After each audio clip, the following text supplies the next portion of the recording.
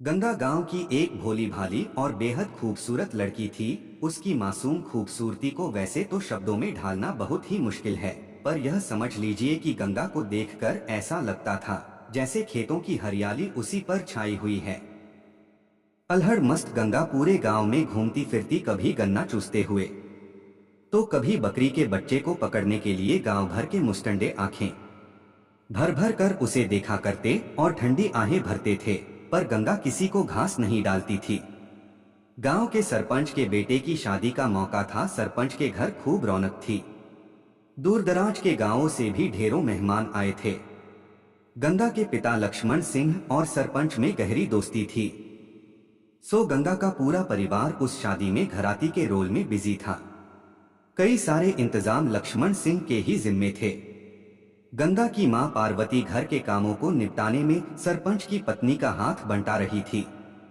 गंगा के लिए तो यह शादी जैसे कोई त्योहार, कोई उत्सव जैसी थी। नए नए कपड़े पहनना, सजना संवरना और नाच गाने में बढ़ चढ़ कर हिस्सा लेना। अरे ओ गंगा, कुछ काम भी कर लिया कर, सारा दिन यहाँ से वहाँ मटकती फिरती है, पार्वती ने कहा। अरे अम्मा, काम करने के लिए तू तो है, अभी तो मेरी खेलने कूदने की उम्र है। गंगा खिलखिलाते हुए बोली। देख तो ताड़ जैसी हो गई है, कल हाथ पीले हो गए तो अपनी ससुराल में खिलाएगी पत्थर, पार्वती गुस्सा दिखाते हुए बोली। अम्मा तू फिक्र मत कर, मेरी ससुराल में नौकर चाकर होंगे, मैं नहीं करूंगी कोई काम धाम, गंगा ने तपाक से जवाब दिया। तेरे मुंह में गुड़ की डली मेरी लाडो, तेरी खातिर ऐसी ही ससुराल देखेंगे। बीच में गंगा के पिता लक्ष्मण सिंह बोले। यह लो शेर को सवा शेर। समझाने के बजाय उसकी हाँ में हाँ मिला रहे हो। ओ गंगा के बापू, क्यों इतना सिर चढ़ा रहे हो? लड़की जात है, दो चार गुण सीख लेगी तो ससुराल में काम आएंगे, गंगा की मां तुनक कर बोली। क्यों इसके पीछे पड़ी रहती हो? जब ब्याह होएगा तो सब अपने आप सीख जाएगी, लक्ष्मण सिंह ने कहा। बापू यह देखो, यह घाघरा और चोली सिलवाई है, अम्मा की बनारसी साड़ी से कैसी है? बापू, गंगा ने पिता से पूछा। बहुत बढ़िया है मेरी लाडो, एकदम रानी लगती है, रानी, लक्ष्मण सिंह खुश होते हुए बोले। गंगा लहंगा चोली को अपने तन से लगाकर हिल हिल कर खुद को निहार रही थी। शाम को सरपंच के यहाँ से बारात निकलनी थी। गंगा के मां बापू पहले ही वहां पहुंच चुके थे। गंगा सज संवर कर जब वहां पहुंची तो सबके मुंह खुले के खुले रह गए। हर कोई गंगा को ही देख रहा था। सबको अपनी तरफ देखते हुए देखकर गंगा शर्मा गई। शर्म के मारे उसके गाल और गुलाबी हो गए। दूसरे गांवों के सरपंच भी वहां आए हुए थे। सीमन गांव के सरपंच और उनका बेटा निहाल भी इस शादी में आए थे। निहाल बाका जवान था, गठा हुआ शरीर और रोबदार चेहरा, मोहरा झबरीली मूछें और गुलाबी होंठ। गंगा और निहाल ने एक साथ एक दूजे को देखा। निहाल से नजरें मिलते ही गंगा का दिल जोर जोर से धड़कने लगा और निहाल तो बस एकटक गंगा को ही देखे जा रहा था, मानो उसकी आंखें गंगा के सिवा कुछ देखना ही नहीं चाहती हों। चलो चलो जल्दी करो, वर निकासी का समय हो गया, किसी ने कहा। गंगा और निहाल की तंद्रा टूटी। बारात गई और बारात वापस भी आ गई, लेकिन गंगा और निहाल तो जैसे एक दूसरे में ठहर गए थे। प्यार का बीज फूट चुका था। गंगा, किसी ने धीरे से गंगा को पुकारा। गंगा ने देखा कि एक कोने में निहाल खड़ा था। उसने गंगा को इशारा किया कि घर के पीछे आ जाओ। गंगा का दिल जोर से धड़क रहा था, पर निहाल से मिलने की बेताबी भी थी। सबसे नजरें बचाकर गंगा घर के पिछवाड़े में पहुंच गई, जहां निहाल बेसब्री से उसका इंतजार कर रहा था। गंगा, निहाल ने गंगा के कान में कहा। गंगा का पूरा शरीर सिहर गया, मानो निहाल की सांसें खून के साथ उसकी धमनियों में बहने लगी हों। हम आज अपने गांव वापस जा रहे हैं, निहाल ने गंगा से कहा। यह सुनकर गंगा की आंखों में आंसू आ गए और उसने पलकें उठाकर निहाल को देखा। अरे पगली, रोती क्यों हो? अब मैं तुम्हें ब्याह कर हमेशा के लिए साथ ले जाऊंगा, निहाल ने गंगा के आंसू पोंछते हुए कहा। गंगा थर थर कांप रही थी। निहाल ने उसका माथा चूम लिया। गंगा को ऐसा एहसास पहले कभी नहीं हुआ था। वह लता की तरह निहाल से लिपट गई। निहाल उसे उठाकर पिछवाड़े में मवेशियों के लिए बनी कोठरी में ले गया। गंगा सुध बुध खो बैठी थी और निहाल बेताब था। उस अंधेरी कोठरी में अचानक बिजलियां चमकी, कई सारे जुगनू टिमटिमाने लगे। जज्बातों की बारिश जैसे थमने का नाम ही नहीं ले रही थी, बांध टूट गए।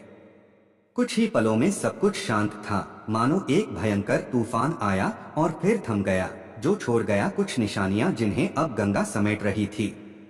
गंगा, मैं जल्दी ही आऊंगा और तुम्हें अपनी दुल्हन बनाकर ले जाऊंगा, निहाल बोला। गंगा शांत थी, उसे कुछ कहने सुनने का समय ही न मिला। निहाल फुर्ती से कोठरी से बाहर निकल गया। गंगा पिघली जा रही थी निहाल के प्यार और इस अनोखे एहसास से घिरी गंगा कोठरी से बाहर निकली। निहाल अपने पिता के साथ वापस गांव के लिए निकल चुका था। गंगा नहीं जानती थी कि जिस पर उसने अपना सब कुछ लुटा दिया है, वह कौन है, किस गांव का है और उसे लेने कब आएगा। मदमस्त लहराती चंचल गंगा एकाएक शांत और गंभीर हो गई थी। रात दिन आहट रहती कि अब निहाल आए या उसकी कोई खबर ही आ जाए। कई महीने बीत गए पर निहाल नहीं आया। पार्वती और लक्ष्मण सिंह समझ नहीं पा रहे थे कि खिली खिली सी उनकी बेटी क्यों पल पल मुरझा रही है। नदी किनारे बैठ आंसू बहाती गंगा हताश हो गई। उसका धीरज अब जवाब दे चुका था। अम्माम बापू का ब्याह के लिए जोर देना जैसे गंगा को भीतर ही भीतर मार रहा था। एक दिन नदी की आती जाती लहरों को देखते देखते जाने कौन सा तूफान गंगा के दिल में उठा कि उसने नदी में छलांग लगा दी। गंगा डूबने लगी, उसका दम घुटने लगा, सांसें उखड़ने लगी। एकाएक हाथ पैर मारती गंगा के हाथ में लकड़ी का एक भारी लट्ठा आ गया। गंगा उसके सहारे तैरकर नदी के किनारे आ गई। पानी में कूदने डूबने और मौत का सामना कर लौटी गंगा के मन में एक ही विचार बार बार कौंध रहा था कि जानबूझकर पानी में कूदने या अनजाने में पानी में गिरने पर इंसान कितना छटपटाता होगा, कितनी तकलीफदेह मौत होती होगी उस समय उसे। अगर एक लकड़ी मिल जाए तो कितनों की जान बच सकती है। बस उसने कुछ सोचकर जंगल से लकड़ियां तोड़ी और उनसे एक नाव तैयार की और उतार दी नदी में। अब गंगा ने तय किया कि उसकी जिंदगी का एक यही मकसद होगा, वह इस नाव से सबको पार लगाएगी और डूबतों के प्राण बचाएगी। गंगा अब नाव वाली गंगा कहलाने लगी, गरीब जरूरतमंदों को नदी पार कराने वाली गंगा, डूबतों की जान बचाने वाली गंगा। अम्माम बापू की उसके आगे एक न चली। गंगा ने शादी करने से साफ मना कर दिया, कह दिया कि ब्याह की बात की तो वह नदी में कूदकर अपनी जान दे देगी। अम्माम बापू ने हार मान ली। महीने बीते, साल गुजरे, नाव वाली गंगा नहीं बदली। वह डटी रही नदी किनारे, पार करवाती रही नदी। न जाने कितनी जानें बचाई उसकी नाव ने। इस बार बारिश बहुत हुई। कई गांव के खेत खलिहान, घर जमीन सब बाढ़ की भेंट चढ़ गए। गंगा के गांव में भी बाढ़ ने तहलका मचाया, लेकिन गंगा औरों की तरह गांव छोड़कर भागी नहीं, बल्कि बाढ़ में डूबे लोगों को बचाकर उनकी देखरेख करती रही। बाढ़ का पानी अब उतार पर था। गंगा अपनी नाव के साथ नदी किनारे बैठी थी कि तभी किसी ने नदी में छलांग लगा दी।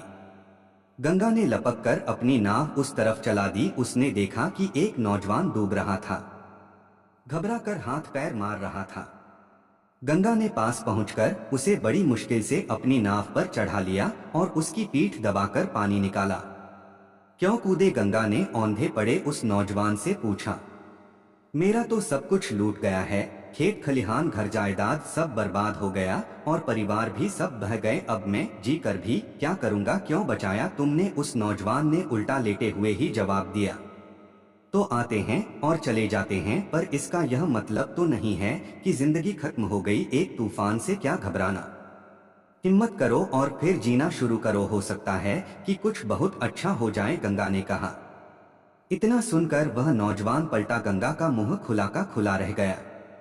निहाल, गंगा बुदबुदाई। निहाल गंगा को देखकर हैरान रह गया। मैंने तुम्हें धोखा दिया, उसी की सजा मुझे मिली है, निहाल रोते हुए बोला। गंगा की आंखों से झरझर आंसू बह रहे थे। गंगा, क्या तुम मुझे एक मौका और नहीं दोगी? निहाल ने गंगा की आंखों में आंखें डालकर पूछा। गंगा अवाक थी। उसने निहाल पर एक तीक्ष्ण निगाह डाली और बोली, तुमने पश्चाताप कर लिया, इससे तुम्हारे तन मन का मैल धुल गया है, लेकिन तुम्हारा और मेरा मेल मुमकिन नहीं है। आओ तुम्हें नदी किनारे लगा दूं, क्योंकि बीच मझधार में छोड़ना मेरी फितरत नहीं है। निहाल को नदी किनारे पर उतार कर गंगा की नाव चल पड़ी। निहाल देखता रहा दूर तक उथली लहरों पर गंगा को चप्पू चलाते हुए। नदी की कलकल से मानो यही आवाज सुनाई दे रही थी, सागर से मुझको मिलना नहीं है, सागर से मिलकर मैं खारी हो जाऊंगी।